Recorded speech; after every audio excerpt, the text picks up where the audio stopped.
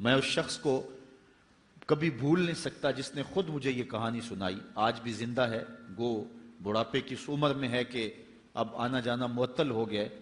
اس نے کہا کہ ہم جب پاکستان کے لیے سفر کر رہے تھے، راستے میں سکھوں نے یلغار کی اور ہمارا مختصر سا قافلہ تھا، کماد کے کھیت میں چھپ گیا۔ باہر سکھ بو سونگ رہے تھے کہ شاید یہاں کوئی چھپا نہ ہو۔ ہم نے اپنے دم جو ہیں وہ دبائے ہوئے تھے۔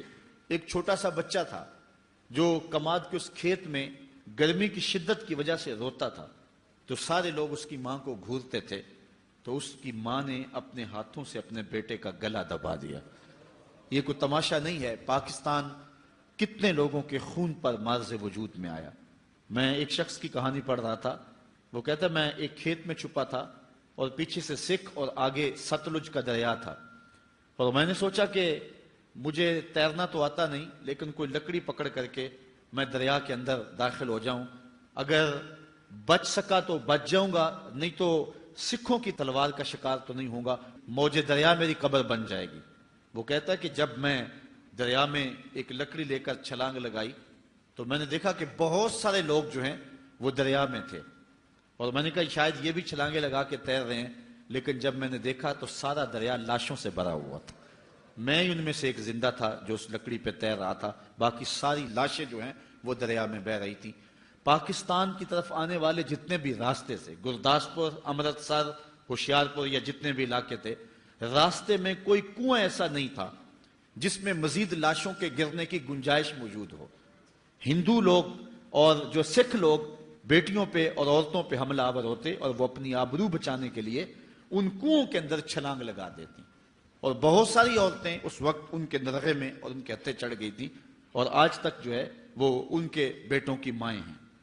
کچھ وقت قبل پاکستان کا ایک فوجی انڈیا کا بارڈر کراس کر جاتا ہے کشمیر کی جانب سے، وہاں کے مقامی لوگوں کو پکڑ لیا اور سمجھا کہ یہ کوئی سمگلر ہے، گھر میں قید کر دیا کہ صبح ہوگی تو اپنی ملٹری کے سپرد کریں گے۔ وہ کہتا ہے کہ میں کمرے میں قید تھا کہ رات کا پچھلا پہر ہوا تو مجھے ایک سایہ سا دکھائی دیا، میں نے نظر اٹھا کے دیکھا تو ایک بوڑھی عورت کھڑکی پہ کھڑی تھی اور بڑے غصے اور نفرت سے میری جانب گھور رہی تھی۔ میں نے اٹھ کے کہا کہ کیا ماجرا ہے؟ تو اس نے بڑے غصے سے کہا ہم نے تمہیں پاکستان اس لیے بنا کے دیا تھا کہ وہاں تم سمگلنگ کرو۔ کہتے ہیں میں نے اس کو کہا پہلی بات تو یہ ہے کہ میں سمگلر نہیں ہوں، میں فوجی ہوں، دوسری بات یہ ہے کہ پاکستان تم سکھوں نے کب بنایا تھا؟ تم نے تو پاکستان بنتے ہوئے جو قیامت توڑی تھی وہ ہم بھول نہیں سکتے۔ ماؤں کی گود سے بچے چھین کر سیک کر پان کی نوک پہ چڑھاتے اور پھر ان کو پٹک کے زمین پہ مارتے اور بچے کا پیٹ پھٹ جاتا اور ہڈیاں ٹوٹ جاتی، لیکن ماں کیا کہتی؟ پاکستان کا مطلب کیا؟ لا الہ الا اللہ۔ تو کہا تم نے تو اس وقت بڑے غضب ڈھائے تھے، تم نے پاکستان کب بنایا تھا؟ تو اس خاتون نے جو جواب دیا وہ سنو۔ اس نے کہا کہ جب پاکستان بنا تو اس وقت بہت ساری بیٹیاں اٹھا لی گئیں، ان بد نصیب عورتوں میں سے ایک میں بھی ہوں، اور اب ان کے بیٹوں کی ماں ہوں۔ میں تجھے ایک بات کہتی ہوں، اگر تمہارا کسی طرح چھٹ کے پاکستان جانا ممکن ہوا تو پاکستانی قوم کو یہ میرا پیغام دے دینا، وہ یہ کہ پاکستان اتنا مقدس ملک ہے، اس سے کوئی غداری اور بے وفائی نہ کرے، خیانت نہ کرے۔ میرے بچوں کو جب بخار آتا ہے تو میں پاکستان کا نام لے کے دم کر دیتی ہوں، اللہ شفا عطا فرما دیتا ہے۔ یہ اتنا معزز اور اتنا معتبر ملک ہے، تو یہ پاک دھرتی ہے، یہ مقدس جگہ ہے۔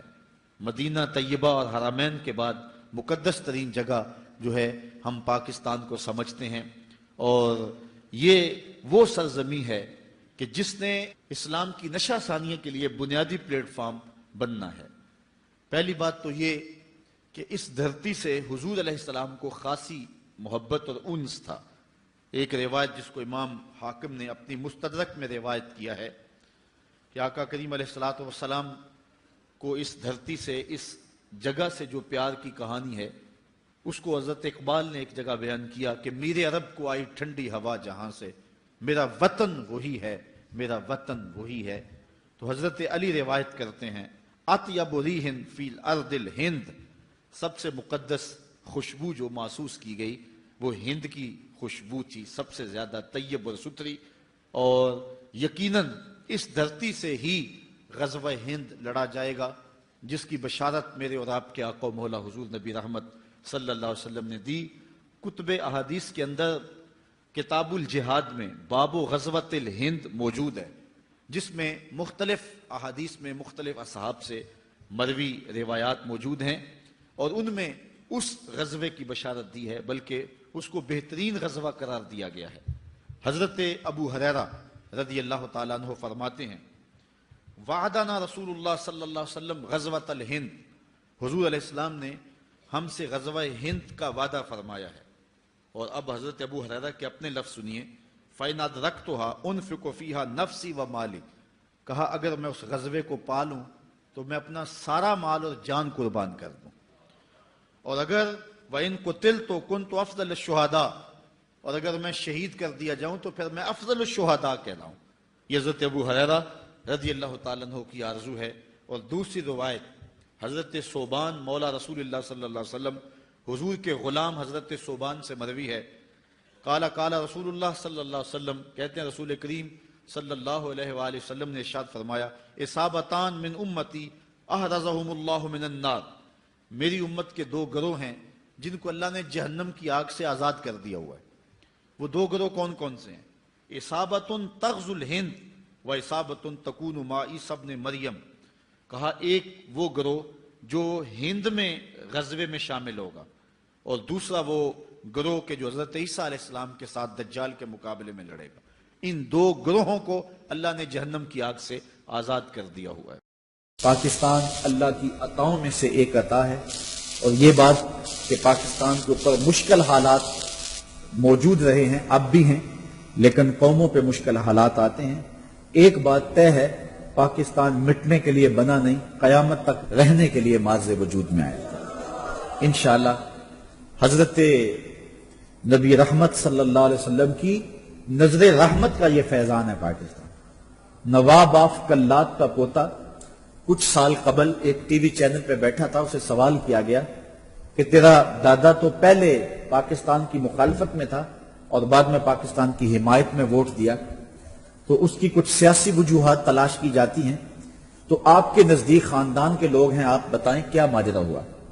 تو اس نے جو جواب دیا، میرے اور آپ کے لیے ٹھنڈک اور تسکین کا سبب ہے، اور آج ہم وطن کے لیے محبتوں کا اظہار کر کے مشکل راستوں سے نکل کے آئے ہیں، تو ہمارے لیے جو ہے وہ یہ ٹھنڈک اور تسکین کا سبب ہے۔ نواب آف کلات کا پوتا کہتا ہے کہ میرے دادا نے پاکستان کی مخالفت میں جو ہے وہ ووٹ دینے کا فیصلہ کیا تھا، لیکن جب آخری رات آئی تو خواب میں حضور کی زیارت نصیب ہوئی، اور آقا کریم نے فرمایا پاکستان کو ووٹ دینا ہے۔ تو پاکستان حضور علیہ الصلوۃ والسلام کی نگاہوں کا فیضان ہے۔ ہمارے بزرگوں نے، ہمارے اسلاف نے، اولیاء کاملین واصلین نے پاکستان کو بنانے کے اندر، آل انڈیا سنی بنارس کانفرنس کے اندر 5000 علماء نے اس عزم کا اظہار کیا تھا۔ کسی وجہ سے قائد اعظم مطالبہ پاکستان سے دستبردار بھی ہو جاتے ہیں تو ہم پاکستان بنا کے دم دیں گے۔ اور پیر سید جماعت علی شاہ علیہ رحمہ کی جو کاوشیں ہیں ان کو کبھی نہیں بھولا جا سکتا۔ نصاب کے اندر کون داخل ہو گیا اور کس کو خارج کر دیا گیا، ہم نے اپنی تاریخ منبر و محراب کے ذریعے سے زندہ رکھنی اور باقی رکھنی۔ ہمارے اسلاف نے اس پاکستان کی بنیادوں میں اپنا خون پیش کیا تھا۔ علامہ فضل حق خیر آبادی سے لے کر کے جو ہے پیر سید جماعت علی شاہ صاحب تک کی کہانیاں جو ہے وہ دنیا کے سامنے ہیں۔ تو آئیے آج ہم اپنے وطن کے ساتھ محبتوں کا اظہار یوں بھی کر سکتے ہیں کہ ہم سجدوں میں سر رکھ کے اللہ کی بارگاہ میں عرض کریں، مالک میرے وطن کی مانگ سلامت رکھنا، اور میرے وطن کے ایک ایک گوشے کی، کھیتوں کی، کھلیانوں کی، شہروں کی، بستیوں کی، مرد و زن کی خیر فرمانا، اور اپنا خاص کرم فضل ہم سب کے شامل حال فرمانا۔ آفاق کے ہر ہر گوشے میں قرآن سنا کر دم لینا، اب رکنا نہیں، اب تھمنا نہیں، فردوس میں جا کر دم لینا، آفاق کے ہر ہر گوشے سنا کر دم لینا، اب رکنا نہیں، اب تھمنا نہیں۔